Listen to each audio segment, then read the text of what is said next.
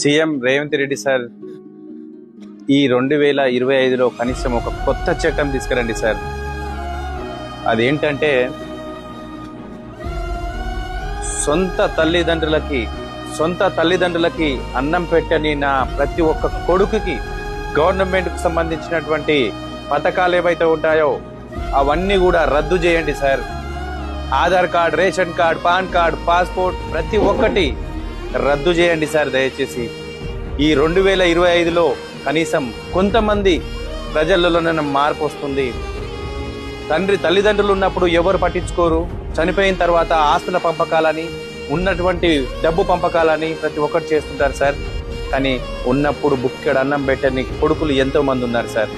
ఈ 2025లో ఈ మార్పు వస్తే ఖచ్చితంగా ఆ పేరు మీకే వస్తుంది సార్. ఈ యొక్క కోరిక నాది కాదు సార్. చాలా మంది రోడ్ల మీద ఆకలితో అలమటిస్తూ, ఎంతో మంది ఆకలేసినా కూడా కింద పడేసినటువంటి పదార్థాలు తినుకుంటూ, మురికి నీళ్లు తాగుకుంటూ ఎంతో మంది అనాథలు రోడ్ల మీద చనిపోతున్నారు సార్. మరి తల్లిదండ్రులకి బుక్కడు అన్నం పెట్టని ప్రతి ఒక్క కొడుకుకి బుద్ధి రావాలి సార్ ఈ చట్టం ద్వారా.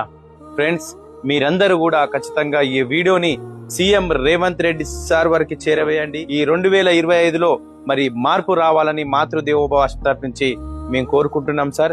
నా ఒక్కని కోరిక కాదు, ఆశ్రమంలో ఉన్నటువంటి